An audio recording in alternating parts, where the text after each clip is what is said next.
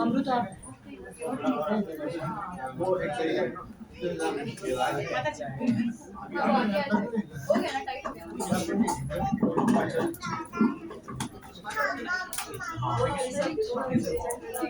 इतना फास्ट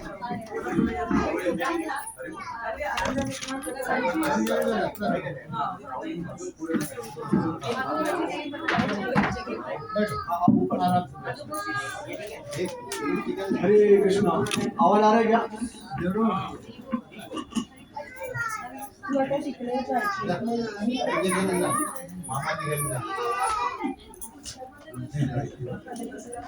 हरे कृष्ण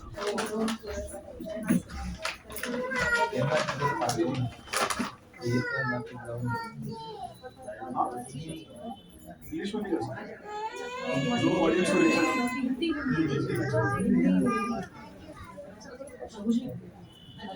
करेंगे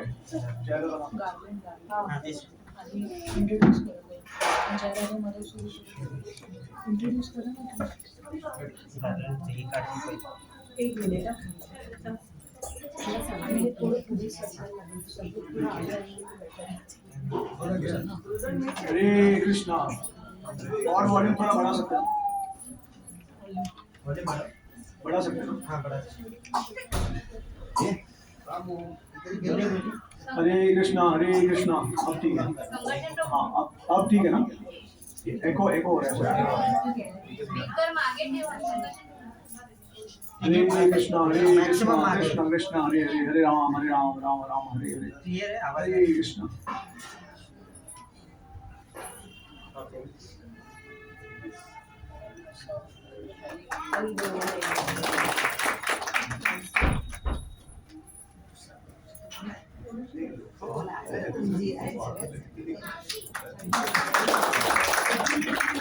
आज हमारे बीच में प्रेम रस प्रभु जो हमें आज कथा देंगे। तो प्रभु जी ऑथर भी है, उन्होंने रिसेंटली किताब भी लिखा है जिसका काफी बहुत हमारे भक्तों ने बहुत अप्रिशिएट किया। उन्होंने बेसिक जो हिंदुइज्म के ऊपर बहुत सारे प्रश्न होते हैं उसका एक शास्त्रीय प्रमाण उसके पूरे स्क्रिप्चरल रेफरेंस देके उन्होंने बहुत सुंदर किताब लिखा है। और प्रभु जी रेगुलरली श्रीमद् भागवतम चैतन्य चरितामृत पे कथा देते हैं रेगुलरली, ऑनलाइन भी और मंदिर में भी। रिसेंटली उनको दिल्ली में बहुत सारी सिटीज में इनवाइट किया था कथा के लिए। आज उन्होंने बहुत टाइम निकाल के हमारे लिए आज आए हैं। हमें कथा तीन बार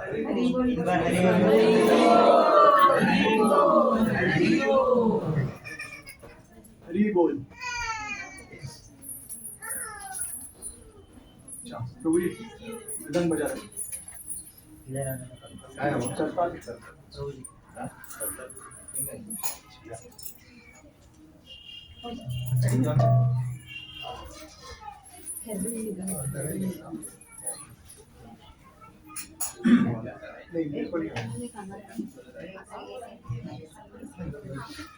जय राधा माधव जय Kunj Bihari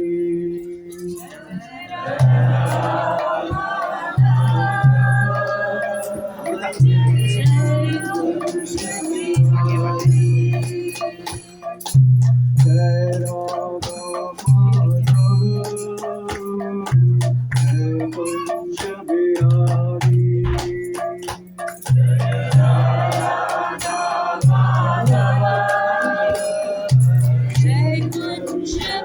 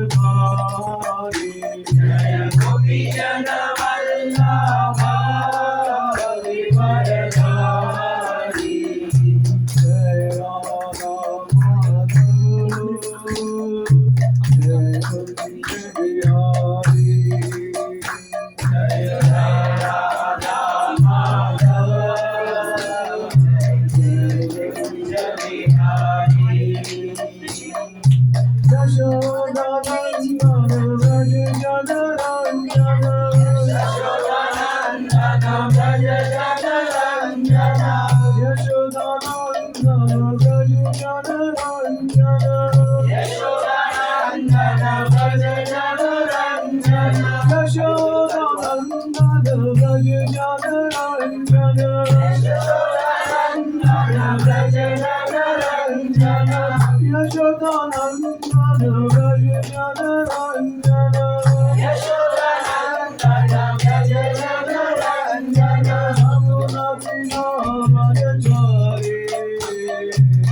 Yamuna Tira Madhachari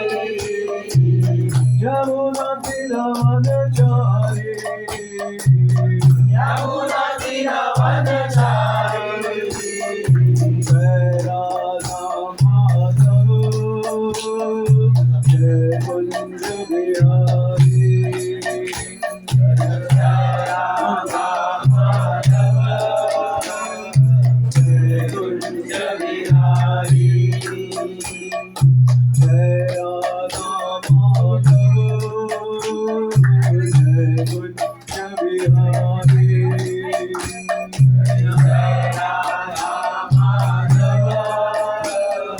Jai Kunj Bihari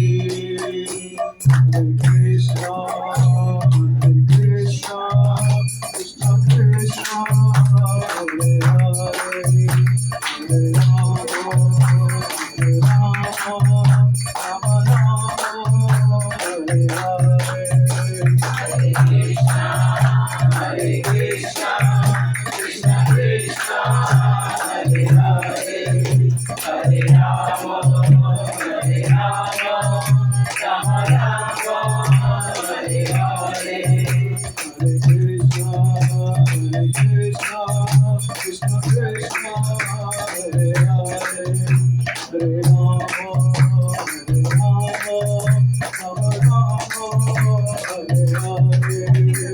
Hare Krishna, Krishna Krishna, Hare Hare,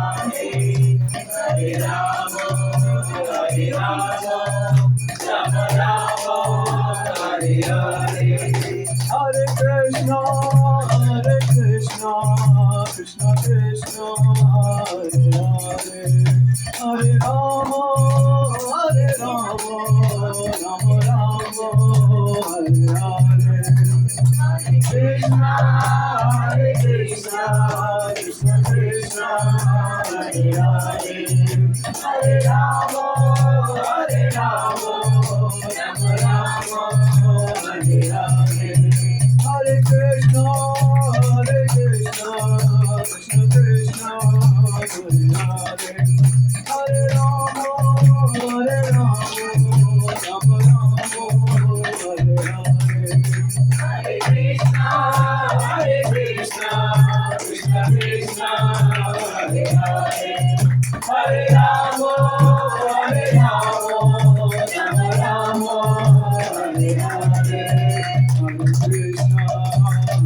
Krishna, Krishna Krishna, Hare Hare, Hare Rama, Rama Rama, Hare Hare.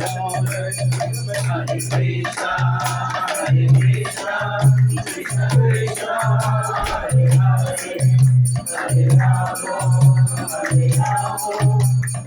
Rama Hare Hare. जय श्री राधा माधव भगवान की जय, श्री प्रभुपाद की जय, गाय गौ प्रेमानंदे, हरे कृष्णा।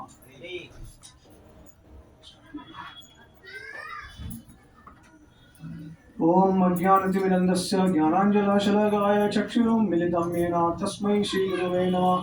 श्रीचैतन्यमनोभीष्टं स्थापितं येन भूतले स्वयं रूपा कदा मह्यं ददाति स्वपदान्तिकं।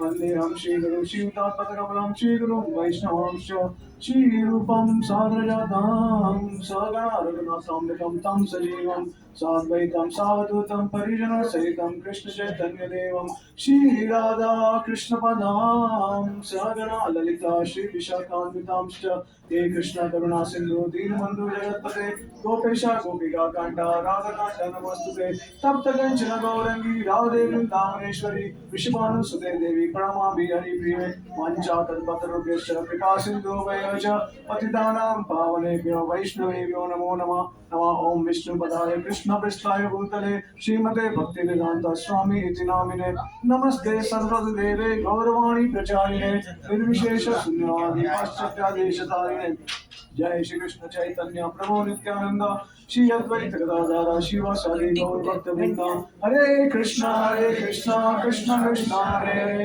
हरे राम राम राम हरे हरे हरे कृष्णा। सबसे पहले तो मैं सबको धन्यवाद और मैं सौभाग्य देना चाहता हूँ कि अचिंत्य सुंदरी माता जी ने मुझे अवसर दिया ताकि कुछ भक्तों की सेवा में कुछ बोल सकूं जगन्नाथ जी के बारे में। और आज उनकी पुत्री का भी जन्म है जानवा का, तो जानवा के लिए हम 3 बार हरि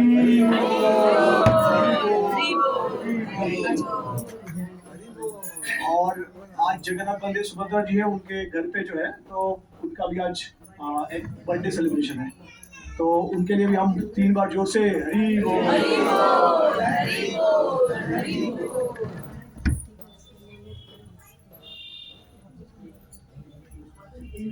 तो मैं धन्यवाद देना चाहूँगा संकर्षण प्रभु, माधवी गोपी देवीदासी और जितने भी भक्त आए, और स्पेशली मेरे पेरेंट्स भी है, मेरे फादर और मेरी मदर जो है, तो वो स्पेशली हम लोग मतलब जू से आए हैं आज। और जनरली उनका इतना विजिट नहीं रहता है, लेकिन आज स्पेशली वो इतना दूर तक आए, तो so thank you all the devotees कि आप अलग अलग जगह से आए और मुझे सेवा का आपने मौका दिया, अवसर दिया। तो अभी जगन्नाथ बलदेव सुभद्रा के बारे में है, तो बोलने के लिए बहुत कुछ है। और मैं सोच रहा था कि एक्चुअली आज बहुत अच्छा भी दिन है, वसंत पंचमी का दिन है, और मेन तो हमारे आचार्य का आविर्भाव और तिरोभाव भी है। 6 आचार्य जो है हमारे, उनका आविर्भाव तिरोभाव है। सो विष्णुप्रिया देवीदासी जो चैत्र महाप्रभु की जो धर्मपत्नी थी, उनका आविर्भाव है। उसके बाद रघुनाथ दास गोस्वामी का आविर्भाव है। उसके बाद है रघुनंदन ठाकुर का आविर्भाव। उसके बाद विश्वांचल ठाकुर का तिरोभाव है, और पुंडरीक विद्यानिधि जो है उनका आविर्भाव है आज। साथ साथ में सरस्वती पूजा और वसंत पंचमी है, तो बहुत अच्छा अवसर है। इसके लिए हम आज जो चर्चा करने वाले हैं वो जगन्नाथ के लीला के ऊपर, और स्पेशली जो जगन्नाथ के बारे में आपने जो चीज़ें शायद मे भी नहीं सुनी होगी। तो पहले तो हम ये समझ लेते, सबसे पहले तो कितने लोगों ने जगन्नाथ जी को पहली बार देखा है। जगन्नाथ बलदेव सुभद्रा का जो विग्रह है, उनका जो स्वरूप है, उसको कितने लोगों ने पहली बार देखा? किसी ने नहीं देखा है, सबने देखा है। ठीक है, ओके। सभी भक्तों को थोड़ा विनती है कि शांतता रखें और कथा में हम, हाँ, वरना महाप्रसाद नहीं मिलेगा। तो जगन्नाथ बलदेव सुभद्रा जो है वो कृष्ण बलराम और सुभद्रा है। जो कृष्ण और बलराम जी आए थे 5000 साल पहले द्वापर युग में, तो उसके विग्रह है वो। एक्चुअली मैं बहुत इंटरेस्टिंग है, मैं आपको इसका आंसर बाद में दूंगा, लेकिन जगन्नाथ बलदेव सुभद्रा जो आते हैं वो सतयुग में आते हैं। उनका जो विग्रह होता है वो सतयुग में आता है। कृष्ण अर्जुन जो है, कृष्ण बलराम जो है और सुभद्रा जो है, वो तो एक्चुअली द्वापर युग में आते हैं 5000 वर्ष पहले, लेकिन ये सतयुग में आते हैं जगन्नाथ बलदेव सुभद्रा। और एक और वर्ण है, महाभारत में शायद वर्ण है कि कृष्ण और अर्जुन जो थे वो जगन्नाथ बलदेव सुभद्रा जी का दर्शन करने जगन्नाथपुरी गए थे। तो आप में से कितने लोग पुरी से है, या उड़ीसा से है, या बंगाल से है? बंगाल से, गौरंगा। और उड़ीसा से कोई नहीं है क्या? क्योंकि उनके लिए बहुत सारा प्रश्न था आज। अगर आप उससे उत्तर देंगे तो आपको स्पेशल टाइप का महाप्रसाद मिलेगा। तो ठीक है, तो अभी श्री क्षेत्र धाम जो है जगन्नाथपुरी का धाम, तो वो शंख के शेप में है। भगवान शंख चक्र गदा पद्म जो है विष्णु भगवान जी का है, तो वो 4 उनके वेपन्स है, या उनके सिंबल्स बोल सकते हैं, जो शंख चक्र गदा पद्म है। तो जो शंख जो है वो शेप में जगन्नाथपुरी का धाम है। अब हमारे गौड़िया वैष्णव में हम ज़्यादातर नवदीप धाम में और वृंदावन धाम को हम पूछते हैं। तो क्या कनेक्शन है जगन्नाथपुरी धाम का वृंदावन और नवदीप धाम से? क्योंकि चैतन्य महाप्रभु जो थे, जो स्वयं चैतन्य महाप्रभु को कितने लोग जानते हैं? सब सिर्फ थोड़े आई थिंक बाहर के लोग हैं, तो शायद उनको चैतन्य महाप्रभु के बारे में नहीं पता है। तो चैतन्य महाप्रभु कौन थे? कृष्ण जो थे वो कलयुग में 500 साल पहले आए थे हरिनाम संकीर्तन का प्रचार करने के लिए राधा रानी के भाव में। तो ऐसा था कि एक बार चैतन्य महाप्रभु राधा रानी को जब वो देख रहे थे कि इतना आनंद प्राप्त करती है वो उन कृष्ण को वर्शिप करने से, तो वो देख के कृष्ण को लगा कि भाई मैं खुद भी इतना आनंद नहीं प्राप्त कर पाऊँ जितना राधा रानी प्राप्त कर पा रही है, तो क्यों ना मैं राधा रानी का भाव ले लूँ और वो अनुभव करूँ। तो वो अनुभव करने के लिए चैतन्य महाप्रभु ने कृष्ण ने राधा रानी का भाव ले लिया और फिर वो इस पृथ्वी पे आए 500 साल पहले। जब कृष्ण आते हैं तभी चैतन्य महाप्रभु आते हैं, उसके बाद के कलयुग में। तो कृष्ण द्वापर युग में आते हैं, चैतन्य महाप्रभु कलयुग में आते हैं, और दोनों जो है वो कल्प ब्रह्मा जी के एक दिन में एक बार आते हैं। तो ब्रह्मा जी के एक दिन में कितने करोड़ों करोड़ों साल हैं वो हम आपको मैं आपको थोड़ा इसके बारे में ब्रीफ में बताऊंगा कि हमारा जो एक दिन है तो उस तरीके से स्वर्गलोक में भी एक दिन होता है देवताओं का, और वो पूरा एक दिन जो है 24 घंटे, तो वो पूरा एक दिन जो एक साल हो जाता है पृथ्वी पे, मतलब उनका एक दिन और हमारा एक साल हो जाता है। ठीक है, तो जैसे जैसे हम ऊपर जाते हैं तो टाइम जो होता है वो कंडेंस हो जाता है, मतलब कॉम्प्रेस होता है, वो कम होता जाता है, और जैसे जैसे हम नीचे आते हैं पृथ्वी लोक तक आते हैं हम तो टाइम बढ़ जाता है। ठीक है, तो अब स्वर्ग से अगर हम ब्रह्मा लोक जाएंगे तो ऐसा कहा है कि ब्रह्मा जी का सिर्फ 12 घंटा जो समय है, 12 घंटे का, उसमें आप सतयुग, त्रेता, द्वापर और कलयुग, ये सारे चारों युग को ऐड कर दीजिए, ओके, और उसको 1000 टाइम्स मल्टीप्लाई कीजिए, तो ये ब्रह्मा जी का एक दिन 12 घंटे का समय है। अब इंटू 12 कीजिए तो उनका जो रात्रि का समय है तो 24 घंटा हो गया, तो उतना सेम समय, मतलब 2000 into 4 yugas, total of 4 yugas, इनको मिला लो तो इतना लंबा समय है ब्रह्मा जी का। तो ब्रह्मा जी के एक कल्प में, मतलब एक 12 घंटे के स्तर, उसमें 14 मनु जन्म लेते हैं, 14 मनु, जैसे वैवस्त्र मनु है, स्वरोचिष मनु है, स्वयंभू मनु है, चक्षुषा मनु है, ऐसे करके 14 मनु आते हैं। और कृष्ण का जो जन्म, उनका जो आविर्भाव होता है इस संसार में, तो वो एक ही ब्रह्मा जी के उस 12 घंटे में एक ही बार आते हैं। अब कितने उसमें द्वापर युग है? ब्रह्मा जी के 12 घंटे में कितने द्वापर युग है? 1000 द्वापर युग, बराबर। 1000 इंटू 4 युग जो हम करते हैं तो 1000 द्वापर युग है। वो 1000 द्वापर युग में से कृष्ण जो जब आते हैं, स्वयं भगवान ईश्वर परम कृष्ण सच्चिदानंद विग्रह अनादिर आदिर गोविंद सर्व कारणम कारणम, और एते च अंश कलापुंश कृष्णस्तु भगवान स्वयं इंद्रियाणि व्याकुलम लोकम हृदयंत युगे युगे। तो भगवान कृष्ण जो है वो स्वयं भगवान है, और जितने भी विष्णु है, नरसिम्हा है, राम है, सब उनके अवतार है। तो ये सब अवतार आते रहते हैं हर युग में, लेकिन कृष्ण जो है वो सिर्फ एक ही बार आते हैं। तो वैवस्त्र मनु, मतलब जो 7वां मनु है, उसमें आते हैं ब्रह्मा जी का जो अब ब्रह्मा जी कितने समय तक रहते हैं, जिंदा रहते हैं, तो एक दिन तो हमने चर्चा कर ली, लेकिन ऐसे ब्रह्मा जी के 365 डेज है एक साल में, सोच लीजिए आप। और उसके बाद इस तरीके से ब्रह्मा जी का 100 साल तक वो जीते हैं। तो 100 साल, अब कृष्ण कब आते हैं, कौन से टाइम ड्यूरेशन में आते हैं? 51st डे, जब ब्रह्मा जी ईयर जब होता है ब्रह्मा जी का 51st, उसमें वो उस पर्टिकुलर ईयर में 7th मनु में आते हैं। 14 मनु में से जो बीच के जो मनु है, वैवस्त्र मनु, उसमें भगवान कृष्ण आते हैं। और उसमें भी अब एक वैवस्त्र मनु जो है वो 71 दिव्य युगास का उसका लाइफ स्पैन है। अब 71 दिव्य युगास, जैसे हमने 1000 किए थे मल्टीप्लाई, उसको आप जो चारों युग है उसको आप 71 के साथ मल्टीप्लाई कर दीजिए, तो 71 दिव्य युगास, that is the life span of 1 Manu. एक मनु का जो लाइफ स्पैन है, उसका जो जीवन काल है वो उतना है। तो उस मनु, वैवस्त्र मनु में 71 उनके जो दिव्य युग है, उसमें से 28 साइकिल में भगवान श्री कृष्ण आते हैं इस दुनिया में, और उसी के बाद में इमीडिएटली चैतन्य महाप्रभु आता है, क्योंकि चैतन्य महाप्रभु जो है वो राधा भाव है, राइट। तो जब कृष्णा को इच्छा हुई कि मुझे भी इस तरीके का आनंद प्राप्त करना है, तो उन्होंने राधा रानी का भाव ले लिया, और वही राधा कृष्ण, श्री कृष्ण चैतन्य, राधा कृष्ण नाई अन्य, तो वही चैतन्य महाप्रभु इस दुनिया में अवतरित हुए और उन्होंने हरिनाम संकीर्तन का प्रचार किया। और उनको अवतार माना जाता है, क्योंकि जो कृष्णा ने प्रदान नहीं की है चीज, वो भगवान चैतन्य महाप्रभु ने प्रदान की है।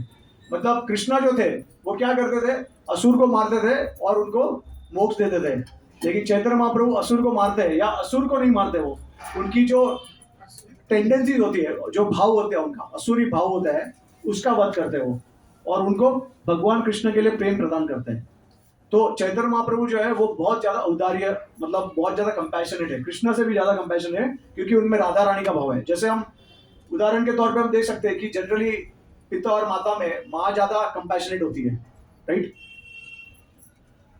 राइट।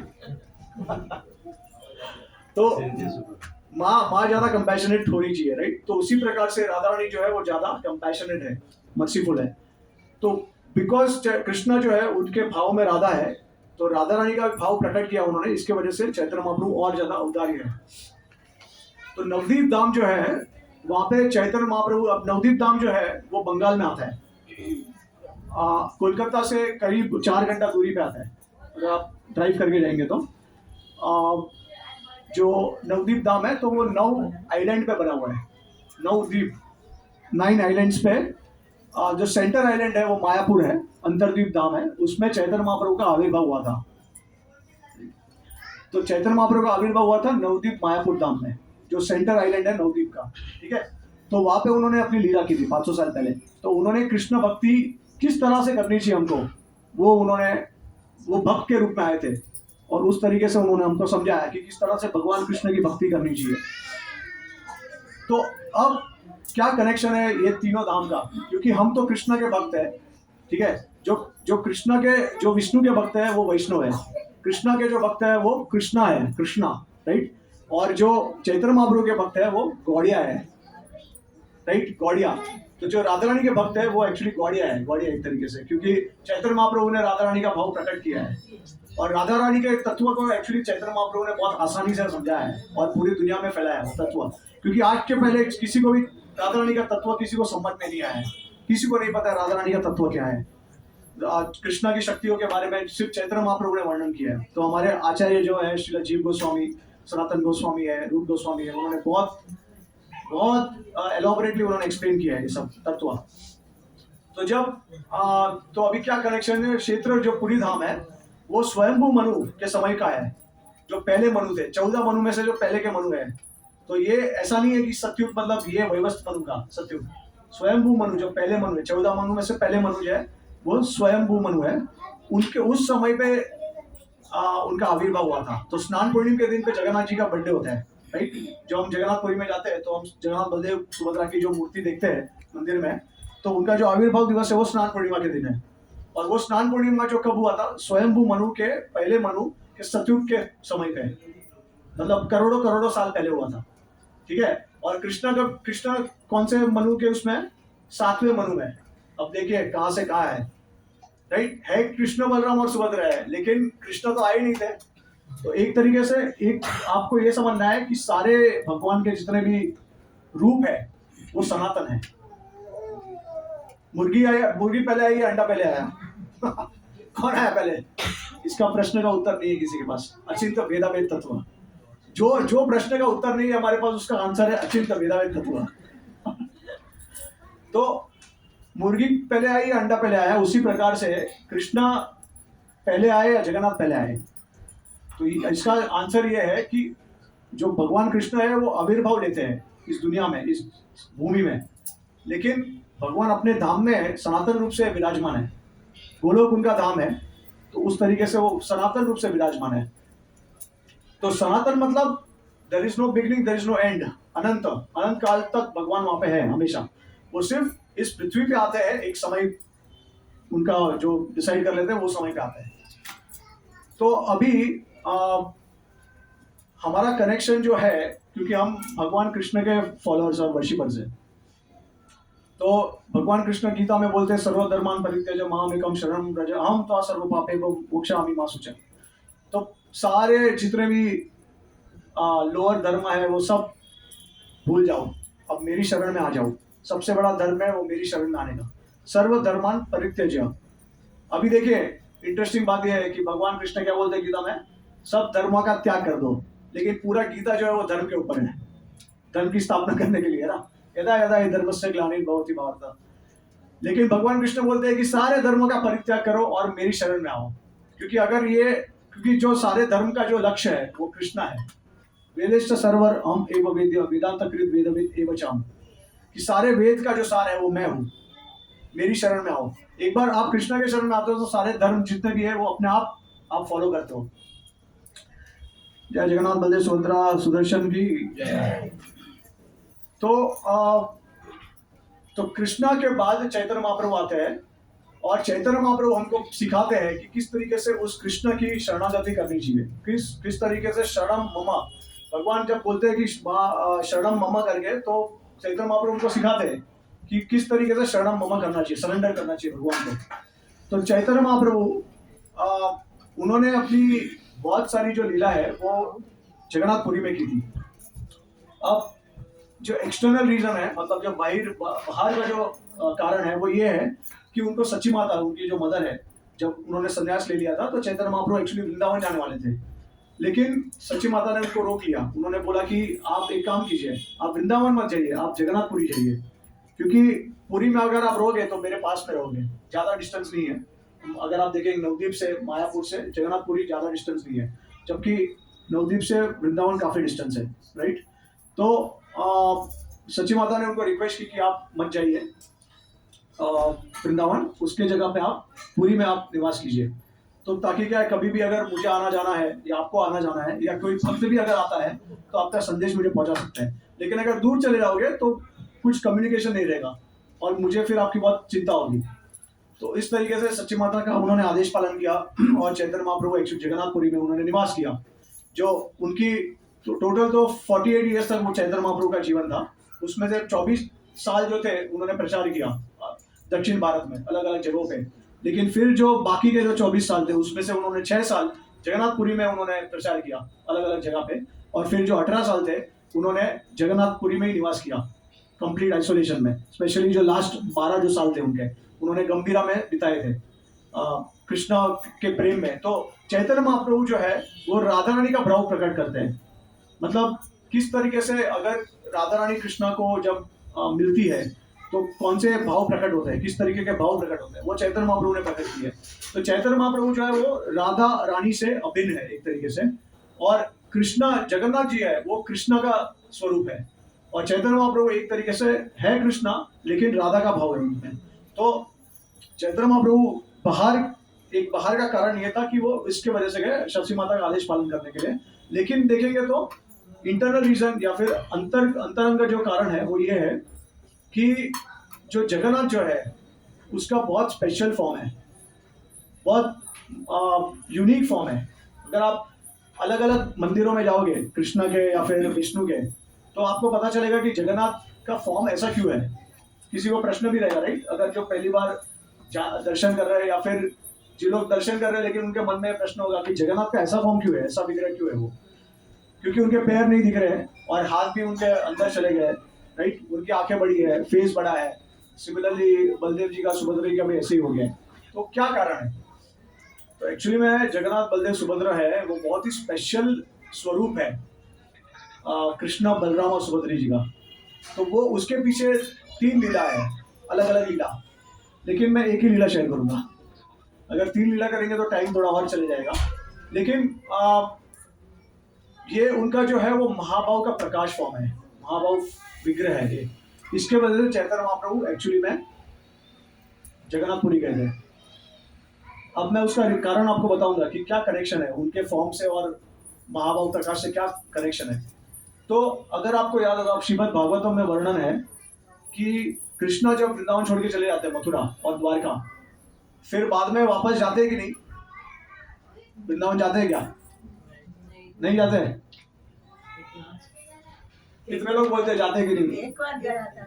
एक बार एकदम लास्ट में ऐसे दर्शन है कि एकदम लास्ट में गए थे, लेकिन पहले तो नहीं गए। अच्छा, तो हमारे आचार्य बोलते हैं कि कृष्णा बार बार जाते हैं वृंदावन। नौला मजा आता था।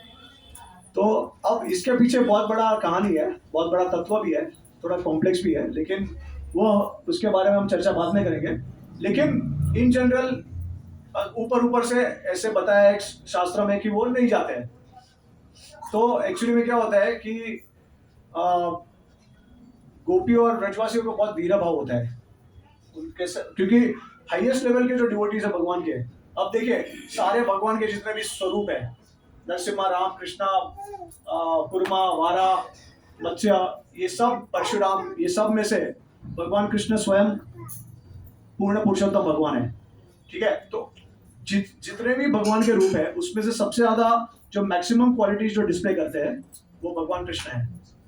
तो उसके वजह से अगर आप देखेंगे तो उनके साथ जो भक्तों का संबंध है वो भी बहुत गहरा है, उनका इंटीमेसी जो है भक्तों का वो भी बहुत गहरा है कृष्ण भगवान के साथ। अगर आप देखेंगे तो आप विष्णु को जाके थप्पड़ नहीं मार सकते सोच भी नहीं सकते, राइट? लेकिन कृष्ण को उसके जो सखा होते हैं वो उसके ऊपर चढ़ते हैं, उसको रेसलिंग में हराते हैं, उसको मारते पीटते हैं और भगवान हारते हैं।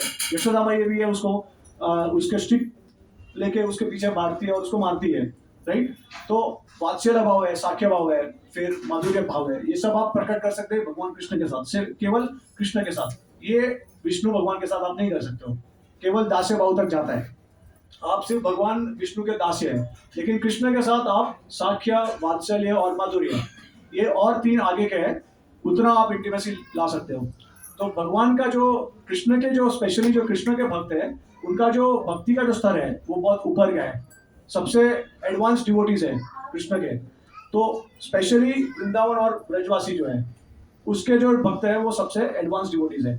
तो उनको बहुत वीरा फेल और फील होता है भगवान कृष्ण जब उनको छोड़ के चले जाते हैं, कि ऐसा कहा गया है कि अगर इस पूरे संसार को, अगर पूरे यूनिवर्स को, जितने भी बिलियंस ऑफ यूनिवर्स है, अगर उसको हम 100 बार जला दें, उसका उससे भी ज्यादा पेन जो होगा वो ब्रजवासी फील करते हैं भगवान कृष्ण के वीरा में। ठीक है, तो जब भगवान कृष्ण चले जाते हैं तो उनके वीरा में सारे ब्रजवासी जो है वो एकदम ही पागल हो जाते हैं एक तरीके से। तो वो वीरा भाव जो है उसमें से श्रीमती राधा रानी है सारे ब्रजवासियों में से, उनका सबसे भाव सबसे ज्यादा है, सबसे इंटेंस होता है, क्योंकि राधा रानी है भगवान की सबसे नंबर 1 टॉप मोस्ट डिवोटी है। तो वो राधा रानी का जो भाव प्रकट करती है तो वो मरने के स्टेज पे आ जाती है। तो उनको आश्वासन देने के लिए कृष्णा बीच बीच में वृंदावन जाते हैं, जो हमारे गोस्वामी और आचार्य बताते हैं, लेकिन ये थोड़ा सा गुप्त है, ये आप इसके बारे में हम चर्चा बाद में कर सकते हैं। तो इस तरीके से जब कृष्णा और ब्रजवासियों का जब मिलन होता है तो वो मिलन कहाँ पे होता है, किसी को पता है कहाँ पे होता है? पहला मिलन किधर होता है सबसे, भागवत के हिसाब से? कुरुक्षेत्र कुरुक्षेत्र में होता है। तो क्या होता है, जब वृंदावन छोड़ के जब भगवान मथुरा द्वारका जाते हैं तो ऐश्वर्य भाव प्रकट करते हैं। मतलब जैसे अगर आप आपके अगर आपका कोई भाई है, राइट, तो घर पे अगर आपका रिलेशन बहुत एकदम इंटीमेट है, लेकिन कल उठ के आपका भाई बहुत बड़ा व्यक्ति बन जाता है, बहुत करोड़ों धन कमा लेता है और उसका पूरा जीवन जो है एकदम ऐश्वर्यमय हो जाता है, तो उसको अगर आप कल उठ के ऑफिस में मिलने जाओगे तो थोड़ा सा रिलेशन आपका फॉर्मल होगा ऑफिस में, राइट? तो उसी प्रकार से जब कृष्णा वृंदावन छोड़ के मथुरा द्वारका जाते हैं, क्योंकि भगवान इतने सारे ऑपुलेंस धारण करते हैं, इतना ऐश्वर्यमय हो जाते हैं, तो जैसे मुकुट है, फिर इतना सारा श्रृंगार होता है उनका क्षत्रिय का, बहुत सारा ज्वेल पहनते हैं, सोना पहनते हैं, क्षत्रिय के जो क्षत्रिय लोग पहनते हैं वो सब आभूषण वो पहनते हैं। तो वो इस आभूषण के साथ जब वो जाते हैं कुरुक्षेत्र में, तो गोपियों और जो ब्रजवासी है उनको पहचान नहीं पाते हैं, उनको लगता है यार ये तो हमारा कृष्ण है, लेकिन ये हमारा नहीं भी है, राइट? क्योंकि आदमी का जब स्वभाव चेंज बदल जाता है तो आपको लगेगा कि अरे ये तो मेरा लंगूटिया यार है, लेकिन जब उसको मिलोगे और उसका जब स्वभाव चेंज होगा तो आपको लगेगा अरे यार तू ऐसा नहीं है, तू बदल हो गया है, तू ऐसा अभी नहीं रहा तो उस तरीके से ब्रजवासी को भी ऐसा ही भाव आया कि ये तो कृष्णा है लेकिन कृष्णा नहीं है। तो अब क्या हुआ, जब ब्रजवासी आए थे तो राधा रानी और जो गोपी आया और जो ब्रजवासी उन्होंने ये डिसाइड किया कि हम कृष्णा को अभी हम एक्चुअली में वृंदावन लेके जाएंगे, हम उसको कुरु से वापस जाने नहीं देंगे। तो वही फेस्टिवल का नाम रथ यात्रा है, जो राधा रानी और जो सारे ब्रजवासी और गोपी जो है वो भगवान कृष्ण को मन में खींच के लेके जाते हैं वृंदावन में। अब रियल में कुरुक्षेत्र से वृंदावन नहीं जाते हैं रथ में, एक्चुअली में जाते हैं जगन्नाथपुरी में, वो रथ यात्रा का फेस्टिवल है। तो जो श्री मंदिर है, श्री जी मंदिर है, उसको बोलते हैं हम द्वारका, और जो गुंडीचा मंदिर है उसको बोलते हैं वृंदावन। तो कुरुक्षेत्र से वृंदावन भगवान को लेके जाते हैं काट में। तो उसका सिग्निफिकेंस ये है कि अभी चैतन्य महाप्रभु क्यों गए थे वहां पे, क्योंकि पहली बात तो जब कृष्णा व्रजवासियों को इस हालत में देखते हैं तो भाव विभोर हो जाते हैं, भावावेश में आ जाते हैं, और भावावेश में आने के बाद उनका जो पूरा शरीर है वो पूरा कंडेंस हो जाता है, मतलब एक टॉर्टोइस की तरह, राइट। टॉर्टोइस उसका फेस बाहर निकालता है और बाद में अगर उसको आप कभी छुओगे तो उसका फेस अंदर ले लेते हैं। तो उसी प्रकार से भगवान कृष्ण, बलराम और सुभद्रा जब वो देखते हैं ब्रजवासियों को इस हालत में कि कितना प्रेम है उनको, तो वो सहन नहीं कर पाते, और वो सहन नहीं कर पाते तो भावावेश में आ जाते हैं। तो भावावेश में क्या होता है कि उनके रोंगटे खड़े हो जाते हैं, उसके बाद उनका शरीर जो है वो कांपने लगता है, उसके बाद उनका कलर चेंज हो जाता है, और पूरे बॉडी के जितने भी पार्ट्स है वो सब अंदर चले जाते हैं, कॉम्प्रेस हो जाते हैं। तो ये स्पेशल महाभाव प्रकाश है, महाभाव प्रकट करते हैं जगन्नाथ बलदेव सुभद्रा। तो अब आप जो देख रहे हो महाभाव प्रकाश फॉर्म है, जो कृष्णा, बलराम, सुभद्रा जब वृंदावन के बारे में सोचते हैं या वृंदावन जाना चाहते हैं या वृंदावन में होते हैं, तो इसके पीछे अभी मैं आपको लीला बताता हूँ कि क्या हुआ था। तो ये लीला का जो वर्णन है वो रूप गोस्वामी के ललित माधव किताब में लिखा है कि एक बार ऐसा हुआ था कि द्वारका में जो थे कृष्ण जो थे, अभी सारे भक्तों के बीच में जितने भी भगवान के अनगिनत भक्त हैं उसमें से सर्वश्रेष्ठ जो है वो ब्रजवासी है, बराबर। तो भगवान जहां पर भी होते हैं तो वो राधा रानी को सबसे पहले स्मरण करते हैं और गोपियों को स्मरण करते हैं और फिर उनके ब्रजवासी मित्रों को स्मरण करते हैं। तो द्वारका में जब भगवान होते हैं तो उनको रात को नींद नहीं आती है, क्योंकि इतने साल हो गए वो वापस नहीं गए। तो कृष्ण जो है वो एक बार सोने की कोशिश करते हैं लेकिन सो नहीं पाते हैं। तो पूरा टाइम, पूरा दिन रात राधे राधे राधे, गोपी गोपी गोपी, सखा सखा सखा, ऐसे ब्रजवासियों का नाम लेते जाते हैं। तो एक बार इतना इंटेंस उन्होंने वो स्मरण हो रहा था उनको कि वो बेहोश हो गए। वो बेहोश हो गए तो सारे जितने भी द्वारकावासी आए उन्होंने उनको उठाने की कोशिश की, और किस तरीके से तो भगवान कृष्ण को उठाने की कोशिश की लेकिन नहीं उठ रहे थे। तो उसी समय पे नारद मुनि आए, उन्होंने फिर उद्धव जी को बुलाया, बलराम जी को बुलाया, सुभद्रा माई को बुलाया। ये जो मैं लीला आपको बता रहा हूँ वो सेकंड, मतलब दूसरा वर्जन है, और एक मतलब टोटल 3 वर्जन है, ठीक है। तो मैं उसमें से एक वर्जन ही आपको बता रहा हूँ इसका। तो वो द्वारका में थे, तभी भगवान सो रहे थे तो बेहोश हो गए। उसके बाद ये लोग आए तो चर्चा करने लगे कि क्या करें, किस तरह से भगवान को उठाएं। तो फिर जो द्वारकावासी थे उन्होंने सजेस्ट किया कि भगवान तो वैसे भी अपने ब्रजवासियों के प्रति तो बहुत ही आकर्षण दिखाते हैं, तो हम मिलके ब्रजवासी और ब्रज का गुणगान करते हैं तो भगवान शायद वापस उठ सकते हैं। तो नारद मुनि बोले हाँ ये बात ठीक है, चलो ये करते हैं। तो फिर बाद में लेकिन फिर उनको समझ में आया कि अरे नहीं, वो थोड़े से डर गए, क्योंकि उनको लगा कि एक बार ब्रजवासियों का नाम ले लिया ना तो फिर भगवान कृष्ण उठ के सीधा वृंदावन भागेंगे और वापस कभी नहीं आएंगे। तो उन्होंने फिर क्या किया, उन्होंने पहले उद्धव को पूछा कि क्या करना चाहिए। और उद्धव एक्चुअली क्या था कि जब वृंदावन में जो जितने भी ब्रजवासी थे वो पूरे एकदम भगवान के प्रेम में पागल हो गए थे, और राधा रानी का ऐसा बताते हैं कि क्योंकि उनका सबसे ऊपर का महाभाव है तो राधा रानी ऑलमोस्ट मरने के कंडीशन में आ गई थी। तो वो उद्धव ने ये सब चीज विटनेस की थी, क्योंकि उद्धव पहले गए थे वृंदावन उनको पैसिफाई करने के लिए, उनको सांत्वना देने के लिए वृंदावन गए थे। तो उद्धव, जब नारद मुनि ने उनको पूछा कि उद्धव जी आप जाएंगे क्या वृंदावन, और क्या आप सारे पहले ब्रजवासियों को पैसिफाई करेंगे, क्योंकि अगर ब्रजवासी पैसिफाई नहीं होंगे तो वो कृष्ण को रोक लेंगे और वो उसको वापस जाने नहीं देंगे। तो पहले आप उनको पैसिफाई कीजिए, सांत्वना दीजिए उनको थोड़ा।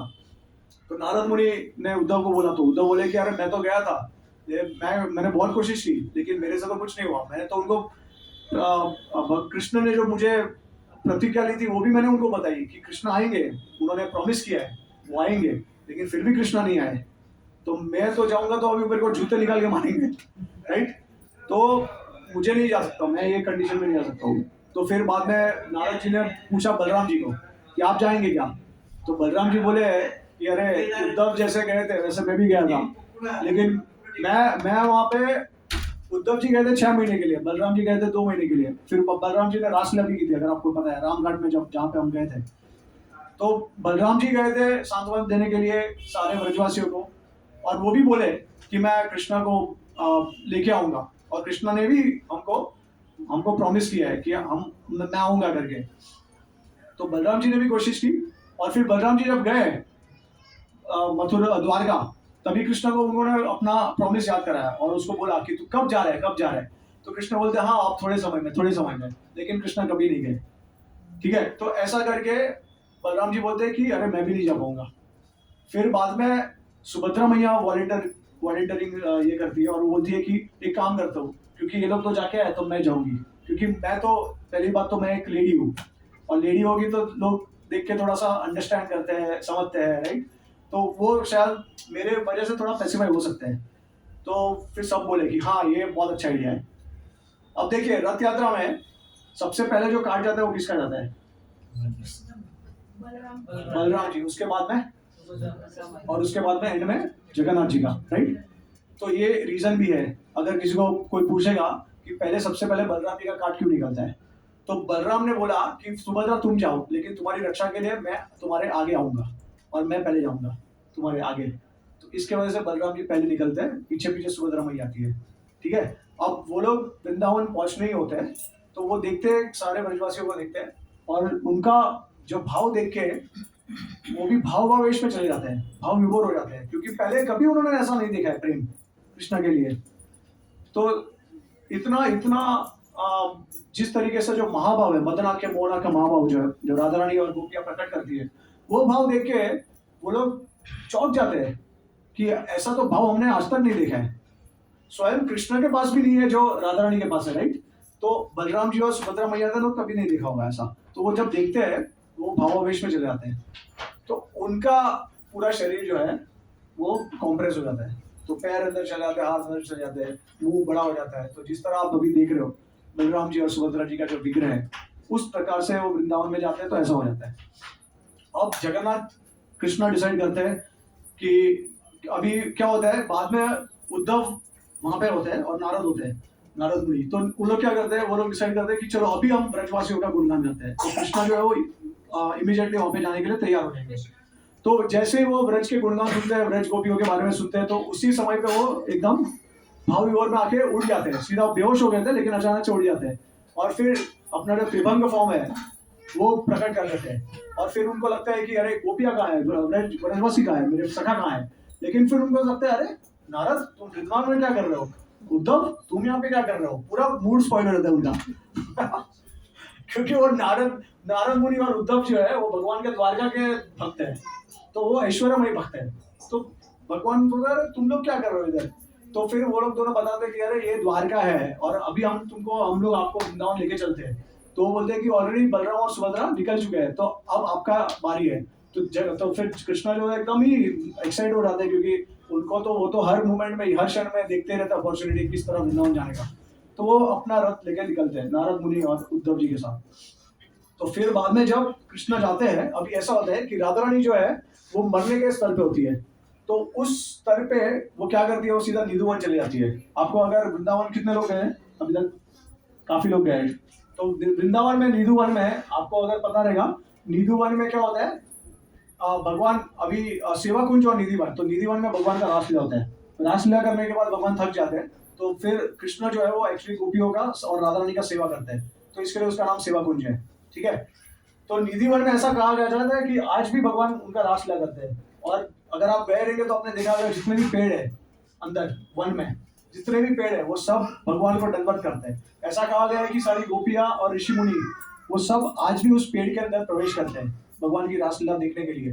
तो आफ्टर सनसेट आपको उस स्थान के अंदर जाने भी नहीं मिलेगा। ऐसा कहा गया है कि अगर आप चले गए बाय मिस्टेक तो आप अंधे लूले लंगड़े हो जाएंगे, या फिर आप मर भी सकते हैं। तो उसके वजह से किसी को भी एंट्री नहीं है सनसेट के बाद।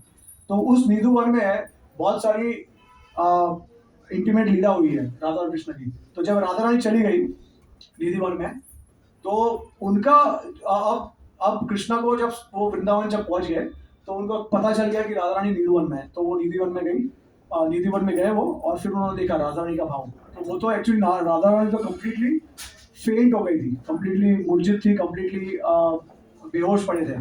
और ललिता और विशाखा और उनकी जो सखिया थे वो उनको कोशिश कर रहे थे उनको वापस लाने के लिए। तो क्या हुआ, जब कृष्ण पहुंचे और उन्होंने देखा राधा रानी को इस कंडीशन में, तो कृष्ण भी भाव विभोर में आ गए और उनका भी महाभाव उन्होंने प्रकट कर लिया।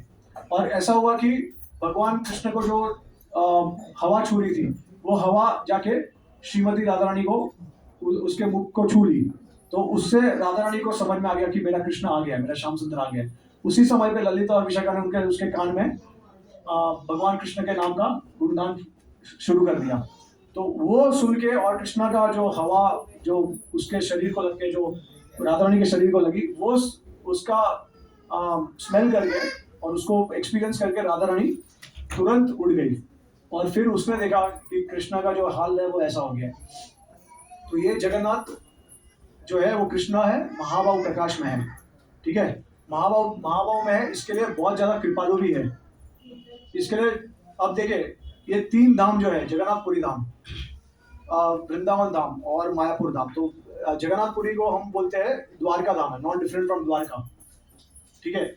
वृंदावन धाम जो है वो तो ओरिजिनल राधा कृष्ण का धाम है, और मायापुर धाम जो है वो भी तो एक्चुअली जगन्नाथपुरी धाम है, वो यूनियन इन सेपरेशन धाम है, मतलब विप्रलंब वहाँ पे भाव प्रकट होता है। तो कोई भी भक्त जाता है तो उस भाव से हम लोग को जगन्नाथ बलदेव सुभद्रा का वर्शिप करना चाहिए। जिस प्रकार से चैतन्य महाप्रभु वर्शिप करते थे, चैतन्य महाप्रभु जब दर्शन करते थे जगन्नाथपुरी में कृष्ण बलराम सुभद्रा का, तो वो श्याम सुंदर कृष्ण को देखते थे, ब्रजेंद्र नंदन कृष्ण को देखते थे, वो सिर्फ जगन्नाथ बलदेव सुभद्रा को नहीं देखते थे। तो जगन्नाथ जो है वो ऐश्वर्य भाव में है, एक्चुअली में विष्णु का अवतार, एक विष्णु का स्वरूप मान सकते हैं उसको। लेकिन जो द्वारका में है, कृष्णा जो द्वारका में है वो जगन्नाथ है। लेकिन जब चैतन्य महाप्रभु के आंखों के द्वारा देखेंगे, उनके भाव से देखेंगे, तो श्याम सुंदर कृष्ण दिखेंगे हमको।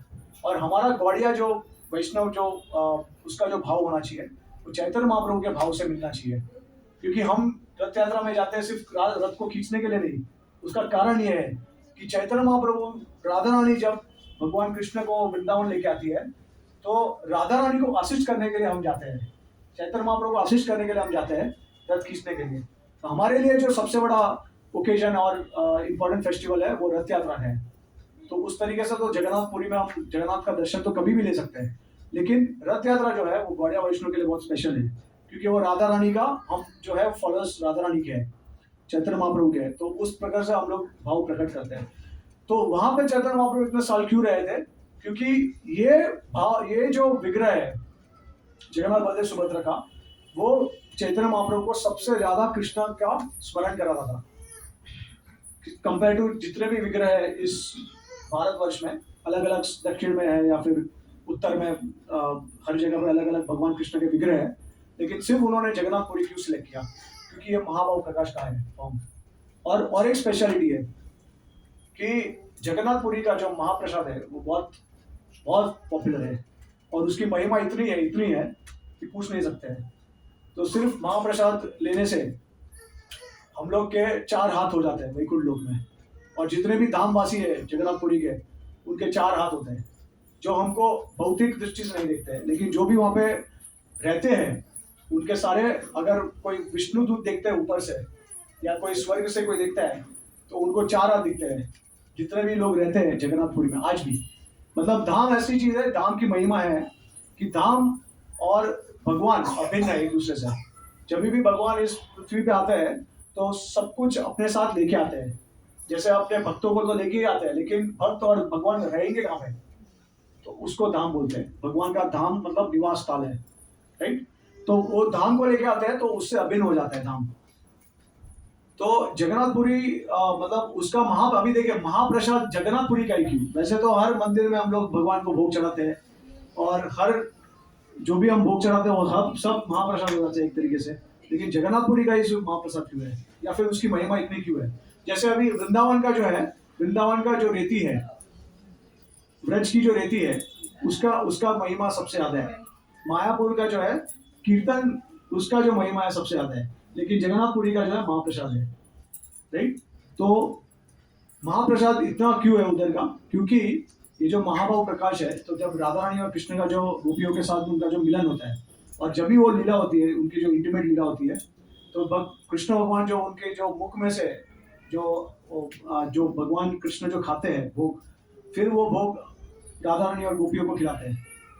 तो उसके वजह से उनका जो नेक्टर होता है, देखिए पहले ही कृष्ण भगवान जो है उसके लिप्स का जो है नेक्टर अलग ही है, जो नेक्टर आपको किसी और फॉर्म भगवान के फॉर्म में नहीं मिलेगा। भगवान की जो बांसुरी है वो भी वो नेक्टर को लेती है। तो राधा रानी और गोपियाँ जो है वो बहुत जलती है बांसुरी से, क्योंकि उनको बहुत बहुत समय पे उनको ये नेक्टर मिलता है जो उनको भी नहीं मिलता है। तो भगवान कृष्णा जब भोग लेते हैं तो वो भोग में से वो उनका जो रेमनेंट होता है, राधा रानी और गोपियाँ जो है उनको खिलाते हैं। तो वो जब चैतन्य महाप्रभु वो खाते थे भगवान का जो जगन्नाथ जी का जो महाप्रसाद, तभी उसको वो स्मरण लिया जाता था, क्योंकि वो राधा भाव में है। और जगन्नाथ जी जब भी उनको जब महाभाव प्रकाश के रूप में है, तो जब भी उनको कुछ भोग चढ़ाते हैं तो वो खाते हैं और फिर वो जब भक्तों को देते हैं तो उस तरीके का स्वाद अनुभव करते हैं वो। इसके लिए महाप्रसाद का महिमा वहाँ पे जगन्नाथपुरी में बहुत सबसे ज्यादा है, बाकी और जगह पे इतना नहीं है। तो ये चैतन्य महाप्रभु जो थे वो जगन्नाथपुरी में इसी के लिए गए थे, रहने के लिए, ताकि वो महाभाव का अनुभव कर सके। और चैतन्य महाप्रभु ने वहाँ पे महाभाव सबको औद्यार्य एकदम मर्सीफुली सबको बांटा है। मतलब अगर किसी को भी महाभाव का आस्वादन करना है, अनुभव करना है, तो चैतन्य महाप्रभु, अगर आप पुरी में जाओगे और चैतन्य महाप्रभु के पच्चीनों पे चलोगे तो उस महाभाव का आपको आस्वादन भी होगा, एक्सपीरियंस मिलेगा। तो कलयुग में कृष्ण भगवान जो है वो दो तरीके से अवतार हुए हैं, एक दारू ब्रह्म के रूप में और एक गंगा के रूप में। ठीक है, कलयुग में भगवान जो है वो चैतन्य चरितम मध्य लीला में इसका वर्णन है। और अब प्रश्न ये है कि कलयुग में भगवान इस वुडन फॉर्म में क्यों आए? दारू मतलब वुड और ब्रह्म मतलब एब्सोल्यूट ट्रूथ। तो एब्सोल्यूट ट्रूथ जो है वो ब्रह्म के रूप में आए इस संसार में, तो जगन्नाथ जी के रूप में। अब वुड के रूप में क्यों? क्योंकि कलयुग में ऐसा बताया गया है कि नीम वुड जो है, नीम वुड, नीम का जो पेड़ है, वो सारे वर्ण और आश्रम पूछ सकते हैं उसको। तो ऐसा नहीं है कि सिर्फ ब्राह्मण वर्शिप कर सकते हैं, लेकिन सारे वर्ण जो है और आश्रम जो है वो उसका वर्शिप कर सकते हैं। इसके लिए भगवान नीम वुड के रूप में आए हैं दारू ब्रह्मांड में भी। अभी हाँ, अभी ये प्रश्न ये है कि भाई कृष्ण और अर्जुन ने जगन्नाथ जी और ये जगन्नाथ बलदेव सुभद्रा जी का दर्शन किया था, तो किस तरीके से संभव है? तो मैंने आपको ऑलरेडी उसका आंसर दिया है कि कृष्ण और अर्जुन गए थे, वो जब भी द्वापर युग में थे, और उन्होंने जब दर्शन किया जगन्नाथ बलदेव सुभद्रा का, तो साक्षात कृष्ण बलराम ही थे, राइट। लेकिन जगन्नाथ बलदेव सुभद्रा का जो आविर्भाव हुआ था वो स्वयंभू मनु के समय पे हुआ था, फर्स्ट मनु, 14 मनु में से फर्स्ट मनु गए। और भगवान कृष्ण का भी आए थे 7वें मनु के अवतार में, राइट। तो इस तरीके से जगन्नाथ बलदेव सुभद्रा पहले से ही है, सिर्फ ये इस साइकिल के सतयुग में नहीं है, बट बहुत करोड़ों साल पहले के सतयुग में से आए थे वो। सो हमारे एक ओरियन वैष्णव थे, ओरिया के एक वैष्णव थे, बलराम दास उनका नाम है। तो बहुत उन्होंने अच्छी तरह से जगन्नाथ बलदेव सुभद्रा की कंपैरिजन की है कि किस तरीके से सिर्फ हमारी आंखों के अंदर अगर हम कंसंट्रेट करेंगे, अगर फोकस करते हैं, तो हमको एब्सोल्यूट ट्रूथ के दर्शन होते हैं। किस तरीके से? तो वो बताते हैं कि जगन्नाथ जी का कलर क्या है? ब्लैक। तो हमारी प्यूपिल का जो कलर है वो ब्लैक है, उसके अंदर जो आइरिस है उसका कलर येलो है, तो येलो सुभद्रा मई है, और जो उसको सराउंड करता है white colour, that is Baldev ji. तो वो बताते हैं कि सिर्फ आंखों में अगर हम फोकस करें हमारा, तो अगर कॉन्सेंट्रेट करते हैं तो हम लोग को एब्सोल्यूट ट्रूथ रियलाइज हो सकते हैं। उसके बाद ऐसा भी बताया गया है कि जो 4 ऑर्गन है हमारे शरीर के, आइज, नोज, ईयर्स और लिप्स, तो वो भी बताते हैं कि किस तरीके से जो आइज जो है वो जगन्नाथ जी को रिप्रेजेंट करते हैं, ईयर जो है वो बलदेव जी को रिप्रेजेंट करते हैं, लिप्स जो है सुभद्रा मैया, और नोज जो है वो सुदर्शन को। तो बलराम, ये जगन्नाथ बलदेव सुभद्रा के साथ सुदर्शन, उनका जो चक्र है, उन्होंने भी एक दारू के रूप में, स्वरूप में आविर्भाव लिया है। तो वो भी आप देख सकते हैं, उनका दर्शन यहाँ पे आपको जगन्नाथ जी के लेफ्ट साइड पे होगा। तो सुदर्शन चक्र जो भगवान का है वो उन्होंने इस रूम में लिया है। हाँ, अभी कोई पुरी के जो जगन्नाथपुरी के जो स्कॉलर्स है वो ऐसा भी बोलते हैं कि ये जो 4 विग्रह है, जगन्नाथ बलदेव सुभद्रा और सुदर्शन, तो वो पूरे दुनिया के जितने भी 4 कलर के लोग हैं, इंसान हैं, उसको रिप्रेजेंट करते हैं। जैसे ब्लैक, येलो, व्हाइट और रेड। तो ब्लैक कौन से? इंडियंस और अफ्रीकन्स। येलो मतलब चाइनीज, राइट। रेड मतलब रेड इंडियंस, और व्हाइट मतलब यूरोपियंस और अमेरिकन्स, वेस्टर्नर्स। तो देखिए जगन्नाथ की महिमा ऐसी है कि कि पूरे यूनिवर्स के लोग उसको वर्शिप करते हैं अननोइंगली। तो अभी एक बार शिला प्रभुपाद जी को पूछा था किसी ने कि क्या हम जगन्नाथ को, क्या हमको वर्शिप करना चाहिए, भोग चढ़ाना चाहिए या कृष्ण को करना चाहिए। तो शिला प्रभुपाद जी ने इसका आंसर ये दिया था कि जगन्नाथ जी है वो भगवान कृष्ण का ही एक अलग स्वरूप है, और स्पेशली वो बहुत कृपालु है। ठीक है, वो कृपालु है, इसके लिए अगर आप देखेंगे तो जगन्नाथपुरी में आज भी बहुत लोग मच्छी खाते हैं, फिश। तो भगवान जगन्नाथ जो है वो उनको भी ऐसा कृपा देते हैं, उनका उद्धार करने के लिए जगन्नाथ जी उस स्वरूप में भी है विराजमान वहां पे। ठीक है, क्योंकि ऐसे लोगों को उद्धार करने के लिए जगन्नाथ जी वहां पे विराजमान है। इसके लिए जगन्नाथ जी का अगर हम विग्रह का पूजा करते हैं तो हमको सेम बेनिफिट मिलता है जो कृष्ण का मिलता है। लेकिन अगर हम फिश भी खाते हैं तो भी जगन्नाथ जी हमारा वर्शिप एक्सेप्ट करते हैं। इसका मतलब ये नहीं है कि सबको कंसेशन मिल गया बाहर, ये सिर्फ पुरी में है ऐसा, जगन्नाथपुरी में। हाँ, अभी प्रश्न ये है कि क्या पुरी धाम है वो सिर्फ पृथ्वी पे है या वैकुंठ में भी है या गोलोक में भी है। जैसे हमारा वृंदावन जो है हम बोलते हैं गोलोक वृंदावन, स्पिरिचुअल वर्ल्ड में, राइट। नवदीप धाम है वो भी बोलते हैं स्पिरिचुअल वर्ल्ड में है। तो क्या जगन्नाथपुरी स्पिरिचुअल वर्ल्ड में है कि नहीं है? क्या लगता है आपको? अच्छा, कौन बोलता है कि है, हो सकता है? बट अगर होता तो सारे देवता आते नहीं ना उनको दर्शन करने के लिए करना है। अच्छा, नहीं एक्चुअली ऐसा होता है कि जब भगवान इस पृथ्वी पे आता है ना तो तभी एक्सेस मिलता है उनके दर्शन करने के लिए। लेकिन हाँ, वहाँ पे एक्सेस नहीं है, वहाँ पे क्वालिफिकेशन चाहिए, राइट। तो कौन बोलता है कि भाई जगन्नाथ बलदेव सुभद्रा वो गोलोक में भी है? कौन बोलता है नहीं है? नहीं, कौन बोलता है? एक ही और है। अच्छा, मुझे लगता है सबका आंसर है भी है और नहीं भी है। एक्चुअली वही सही आंसर है। अच्छी तो भेदा भेद। तो एक्चुअली में आंसर यही है कि है भी और नहीं भी है। किस तरीके से?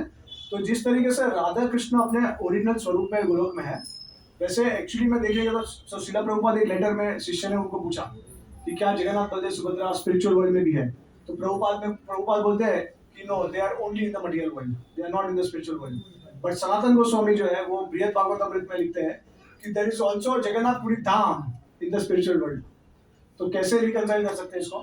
तो इसका आंसर ये है कि जगन्नाथ जो है वो उनके विग्रह के रूप में विराजमान है, इसके लिए पूरी धाम है।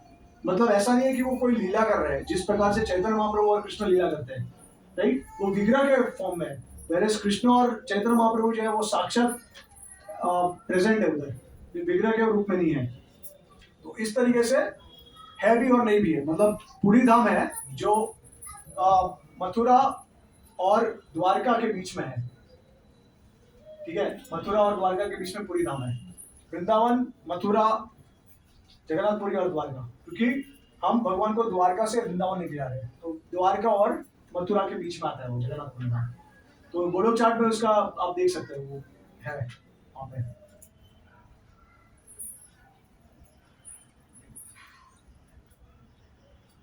हाँ, तो अभी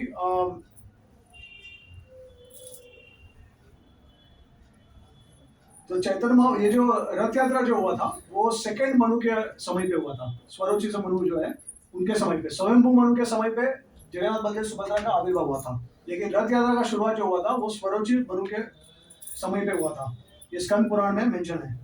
अब एक और मुझे आपको शेयर करना था कि जगन्नाथ, देखिए जगन्नाथपुरी की महिमा ये है, जगन्नाथ जी की महिमा इतनी है कि irrespective of any sect, irrespective of any faith, irrespective of any religion, सभी उनको वर्शिप करते हैं। जैसे बुद्धिस्ट लोग भी वर्शिप करते हैं, फिर जैन लोग वो भी वर्शिप करते हैं, फिर जितने भी धर्म अपने भारत में सभी लोग जगन्नाथ को वर्शिप करते हैं। मायावादी है, अद्वैतवादी है, ज्ञानी है, सब योगी है, सब जगन्नाथपुरी को वर्शिप करते हैं। तो वो उनका एक यूनिवर्सल, इसके लिए उनको जगन्नाथ बोला है। ठीक है, और अभी मैं आपको महाप्रसाद के बारे में स्टोरी बताऊंगा जो वो काफी इंटरेस्टिंग है। तो किस तरीके से महाप्रसाद इस दुनिया में आया था, ठीक है, अभी हमको एक्चुअली लगता रहेगा अरे महाप्रसाद तो यार वो तो बहुत कॉमन है, सबके पास अवेलेबल है, कोई भी आज आजकल तो इतने सारे डिवोटी हो गए उनके भी पास महाप्रसाद हो गया है। तो महाप्रसाद का महिमा क्या है? तो यहाँ भी है।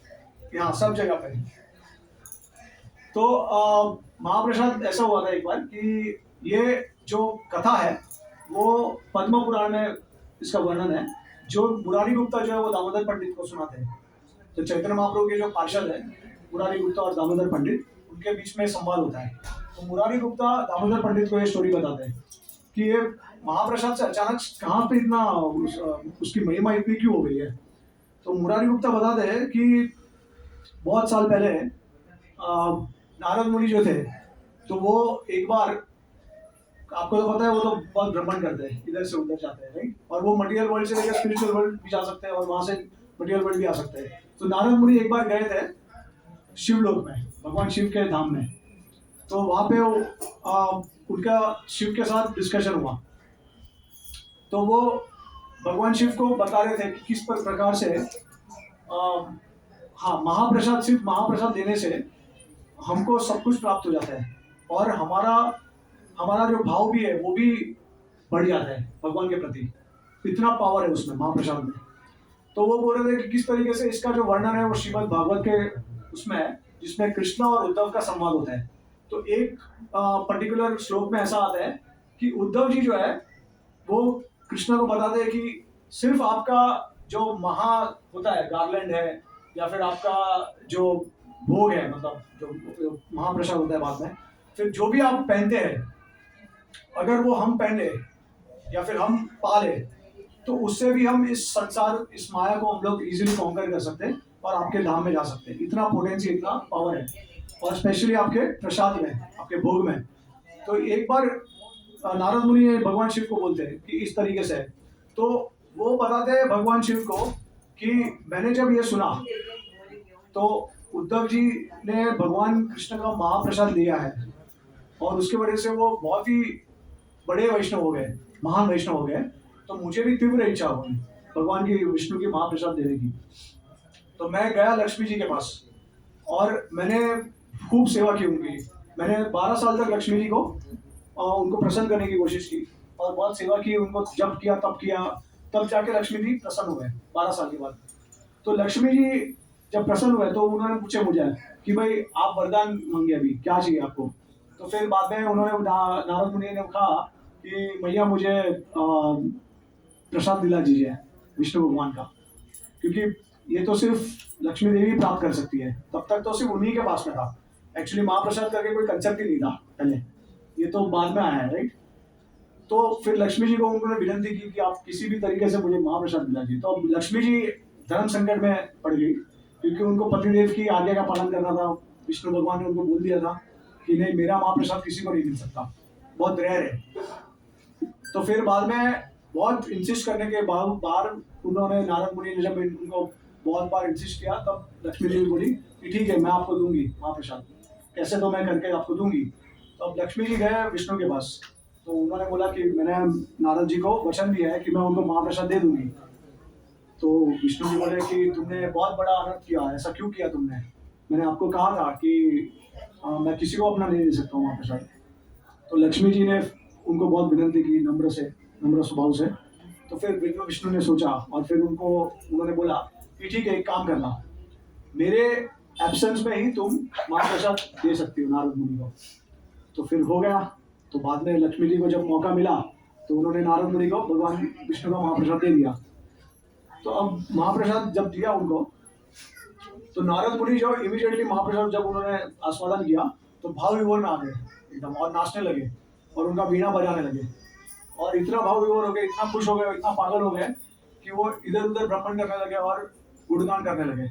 तो फिर जब भगवान शिव ने सुना बात कि नारद मुनि को किस तरीके से महाप्रसाद प्राप्त हुआ, तो उन्होंने बोला कि अरे आप तो इतना भाव विभोर हो गए, इतना आप आनंद प्राप्त कर रहे हो और आप मुझे ये सब बता रहे हो, लेकिन मेरे लिए आपको लेके नहीं आए। तो फिर नारद मुनि बोले अरे हाँ चलो देखता हूँ मैं। तो उन्होंने अपना पॉकेट चेक किया, पॉकेट नहीं था उनके पास तो उनके पास एक मॉर्सल था जगन्नाथ विष्णु महाप्रसाद का। तो उन्होंने वो मॉर्सल जो है वो भगवान शिव को दे दिया, ठीक है। तो एक मॉर्सल सिर्फ खाने से भगवान शिव इतने भाव विभोर हो गए, इतने भाव विभोर हो गए कि सीधा तांडव करने लगे। और तांडव ऐसा कि प्रलय के समय जिस तरह तांडव करते हैं, तो क्या हो गया कि आपको पता है कि ये जो भूमि है वो अनंत शेष के ऊपर है, राइट, और अनंत शेष के नीचे कुर्मादेव है। तो ऐसा ऐसा नाचने लगे, ऐसा तांडव करने लगे कि पूरा भूमि से जो है वो पाताल में जाने लगा, और अनंत देव को डिफिकल्ट होने लगा ऐसा बैलेंस करने को पूरा भूमंडल। तो वो बैलेंस करते करते क्या हो गया, उनका जो एक फुल था वो कुर्मा देव जी के पीठ पे लग गया, जो टॉर्टोइस जो उनका भगवान का अवतार है। तो कुर्मा जी उन्होंने क्या किया, वो अभी अंदर सो रहे थे, अंदर उनका फेस तो मुख अंदर था, तो वो बोल रहे थे गुदगुदी कौन कर रहा है इतना। तो बाद में उन्होंने अपना फेस बाहर निकाला और वो ऐसे देखने लगे कि कौन कर रहा है तांडव मेरे में। तो वो देखने लगे अरे अनंत शेष है, वो गुदगुदी वो कर रहे हैं क्योंकि भगवान शिव नाच रहे हैं करके। तो इस तरीके से बहुत भाव विभोर में आके भगवान शिव तांडव करने लगे और पूरा पृथ्वी जो है वो हिलने लगा। तो भूमि देवी एकदम चिंता में आ गई, वो बोली कि अरे क्या हो रहा है, क्या हो रहा है, कौन कर रहा है ये। तो उन्होंने देखा अरे भगवान शिव है। तो फिर वो बहुत विनम्रता के साथ पार्वती के पास जाती है और उनको प्रार्थना याचना करती है कि अभी कृपा करके महादेव को बोलिए कि डांस अपना बंद कर दीजिए, टाइम हो गया है, महाप्रसाद का टाइम हो गया। तो अपना तांडव बंद कर दीजिए क्योंकि मैं फिर मुझे पाताल लोक जाना पड़ेगा और पूरा ब्रह्मांड जो है वो कोलैप्स हो जाएगा। तो फिर पार्वती देवी गई, उन्होंने भगवान शिव को पूछा कि क्यों इतने नाच रहे हो अचानक से, मेरे साथ थे तभी तो कभी नाचे नहीं है, तो अब अचानक से क्यों नाचने लगे। तो फिर बाद में शिव ने उनको बोला कि देखिए मुझे आज क्या प्राप्त हुआ, जो इतने ब्रह्मांड में इतने करोड़ों युग में इतने करोड़ों जन्म में भी नहीं प्राप्त हो सकता है, जो देवी देवता को भी प्राप्त नहीं हो सकता, वो आज मुझे प्राप्त हुआ, भगवान विष्णु का महाप्रसाद। तो जैसे पार्वती ने सुना कि भाई इन्होंने तो भगवान विष्णु का महाप्रसाद ग्रहण किया है, तो वो बोली कि अरे आज तक तो मैं समझती थी कि मैं आपकी अर्धांगिनी हूँ, लेकिन आज आपने साबित कर दिया है कि मैं नहीं हूँ अर्धांगिनी। अगर आप मुझे अर्धांगिनी मानते थे तो आप मुझे भगवान विष्णु का वो मॉर्सल में से आधा देते थे लेकिन आपने नहीं दिया मुझे। तो भगवान शिव बोलते हैं कि तुम उस लायक नहीं हो, ये सिर्फ मैं प्राप्त कर सकता हूँ। तो ऐसा सुन के पार्वती को बहुत गुस्सा आ गया। उन्होंने बोला क्या कहा आपने, मैं प्राप्त नहीं कर सकती हूँ, मेरा दूसरा नाम वैष्णवी है और मैं भगवान विष्णु को प्रसन्न करूंगी और मैं उनको ऐसा प्रसन्न करूंगी कि वो विवश हो जाएंगे कि जो महाप्रसाद खा के आप इतना उछल रहे हैं वो सेम महाप्रसाद हर जीव, हर प्राणी, हर व्यक्ति, हर पेड़ पौधों को मिलेगा जगन्नाथपुरी में। जगन्नाथ धाम की, विमला देवी की। तो अब पार्वती देवी ने ऐसा तप किया भगवान विष्णु का, विष्णु भगवान इमीडिएटली प्रसन्न हो गए और उन्होंने बोला कि अरे अरे देवी इतना कष्ट मत कीजिए, आप तो मेरे परम भक्त हो, आप तो इस संसार के पालन करता हो। दुर्गा देवी जो है इस संसार की पालन करता है, तो आप जो भी वरदान मांगोगे मैं आपको दे दूंगा। तो फिर बाद में पार्वती ने उनसे वरदान मांगा कि आप जो भी महाप्रसाद आपका है वो पूरे दुनिया में सबको प्राप्त होना चाहिए उस तरीके से। तो उन्होंने वरदान दिया। उसके बाद में ये महाप्रसाद की जो महिमा है वो स्टार्ट हो गई है। पार्वती मैया की। तो उनकी कृपा से आज हमको महाप्रसाद मिलने वाला है, राइट। तो ये जगन्नाथ धाम के बारे में है महिमा। और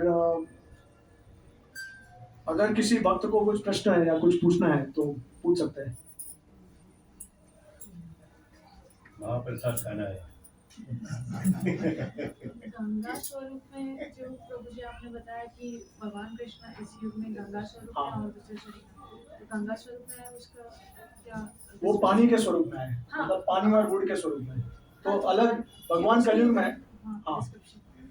नहीं मतलब वो तो जैसे उनका डिस्क्रिप्शन यही है कि भगवान जो वामन देव से जो उन्होंने जो छेद किया था, शिव दक्षाई विष्णु का जो विराज नदी जो है वो छेद किया था, तो वहां से गंगा नदी बहने लगी। तो उसी के वजह से एक तरीके से वैसे एक्चुअली देखेंगे तो भगवान कृष्ण जो है ना लीला में गोलोक में गंगा जी भी गोपी के रूप में मौजूद है। तो ओरिजिनल वहां पे उसका जो स्वरूप है वो, फिर तो बाद में धीरे धीरे करके मथुरा, द्वारका, अयोध्या, फिर वैकुंठ में से और फिर धीरे धीरे करके इस भूमंडल में गंगा जी आते हैं। ऐसा करके मतलब ओरिजिनल जो भी ओरिजिन है वो सब कुछ कृष्ण के गोलोक में है उस तरीके से। और किसी को कुछ प्रश्न या टिप्पणी? हाँ जी। एक क्वेश्चन है हाँ प्रभु जी, आपने बोला कि कि जगन्नाथ जी स्वयंभू मनु के सतयुग से है, तो वो तभी यही रूप है उनका वहाँ पे, कि यहाँ पे लीला होने के बाद ये रूप आता है? हाँ, तो ये जो देखिए, ये जो रूप प्रकट हुआ है भगवान का, वो इंद्रद्युम्न महाराज की कहानी है, राइट, जो हमने शेयर में अभी आप लोगों ने डिस्कस नहीं किया है। लेकिन इंद्रद्युम्न महाराज जो थे, तो उनके वजह से जगन्नाथ बलदेव सुभद्रा इस रूप में प्रकट हुए थे, और ये कहानी स्वयंभू मनु की है, तो तब से ही ये रूप है, ये फॉर्म वैसा ही है। वैसा ही है। So then ये लीला के बाद हम बोलते हैं ना ये फॉर्म आया, इसलिए हाँ, पूछा मैंने। नहीं नहीं, एक्चुअली में ये इटर्नली है। जगन्नाथ जी का, जैसे मैंने आपको बोला ना, पूरी धाम भी गोलोक में है सनातन रूप से, तो ये सिर्फ लीला इस ब्रह्मांड में होती है। और देखिए, ऐसा होता है कि हर सतयुग, हर 4 युग के बाद वापस 4 युग आते हैं, सतयुग त्रेता द्वापर कलयुग। तो पिछले सतयुग में अगर आए हैं, राइट, पिछले सतयुग में अगर आए हैं, तो उसके बाद वाले जो बाद में द्वापर युग आता है ना, तो द्वापर युग के बाद भी सतयुग आते हैं। तो इस तरीके से भी हम बोल सकते हैं कि कृष्ण अर्जुन आए थे द्वापर में, लेकिन बाद में सतयुग आया था। तो सतयुग में वही कृष्ण अर्जुन जगन्नाथ बलदेव सुभद्रा का रूप लिया। तो साइकिल है, वो एंडलेस साइकिल है। आप ये नहीं बोल सकते कि मुर्गी कौन पहले है या अंडा पहले आया, ऐसा उस तरीके से। और किसी को कोई प्रश्न है? अभी मैं आपको एक लास्ट चीज बताता हूँ जो मैं भूल गया था। तो रथ यात्रा तो आपको पता ही है, उसका सिग्निफिकेंस क्या है, कि हम जाते हैं रथ को खींचने के लिए, जगन्नाथ बलदेव सुभद्रा, उनको वृंदावन लेके जाने के लिए हम खींचते हैं। अब क्वेश्चन ये है कि क्या भक्तों को उल्टा रथ जब होता है, तभी क्या भक्तों को पार्टिसिपेट करना चाहिए उसमें? उल्टा रथ होता है तभी, आपको पता है ना, उल्टा रथ होता है मेरा पंचमी के बाद, वापस जब जाता है गुंडीचा से लेके फिर जाता है श्री मंदिर में, तो क्या हम लोगों को पार्टिसिपेट करना चाहिए उसमें? चैतन्य महाप्रभु ने किया था पार्टिसिपेट, उनके पार्षद ने किया था। चैतन्य महाप्रभु, चैतन्य चरितामृत में वर्णन है इसका कि उन्होंने पार्टिसिपेट किया था इसमें। तो किस तरीके से समझ सकते हैं हम? क्या हम वृंदावन से भगवान को क्या द्वारका लेके जाएं? गोपी भाव में जो है वो तो नहीं। तो पार्टिसिपेशन क्यों किया चैतन्य महाप्रभु ने लीला में? ब्रजवासियों का जो भाव है, वो लोग तो लेके नहीं जाएंगे उनको द्वारका में। तो उसका आंसर ये है कि चैतन्य महाप्रभु रथ के आगे नहीं थे, वो पीछे थे। और जिस तरीके से अक्रूर जी जो है, वो भगवान कृष्ण को जब लेके जा रहे थे द्वारका मथुरा, तो गोपियां क्या कर रही थी? गोपियां भी थी ना वहां पे, और गोपियां रथ के पीछे थे, और वो क्या कर रहे थे? रोक रहे थे, मत जाओ मत जाओ। तो इसी प्रकार से चैतन्य महाप्रभु जो है वो पीछे रहते हैं और बोलते मत जाओ मत जाओ।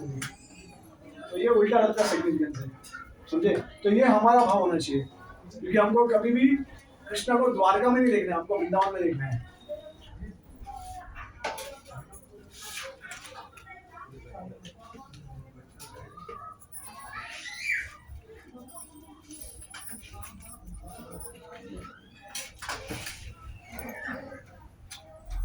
तो यहाँ पे चैतन्य महाप्रभु ने विप्रलम भाव प्रकट किया है, ठीक है?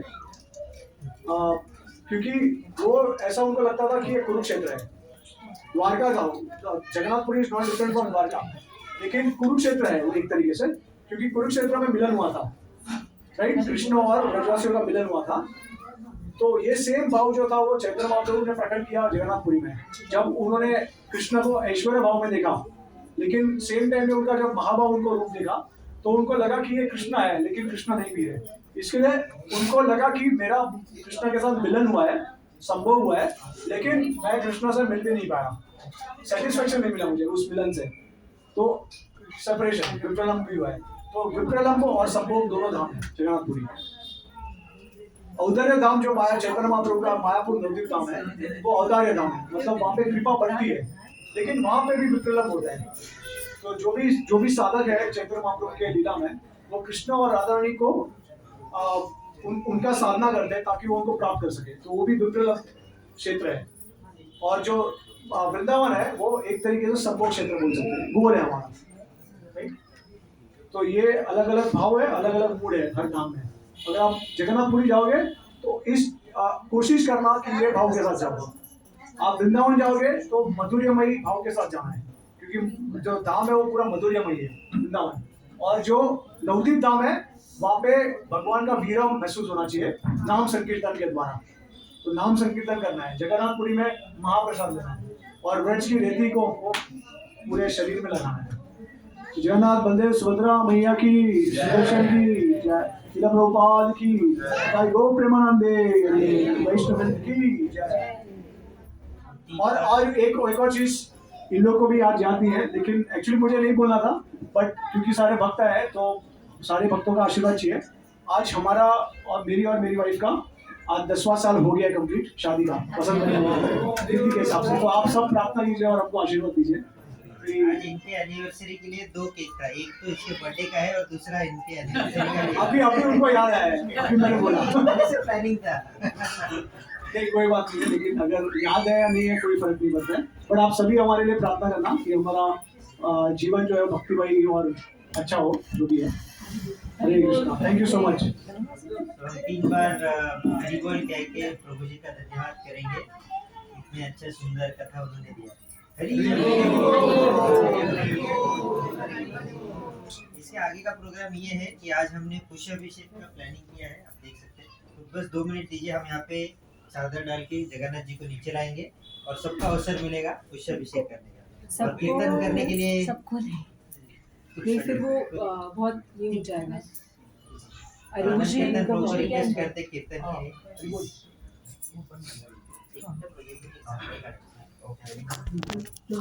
हरि बोल।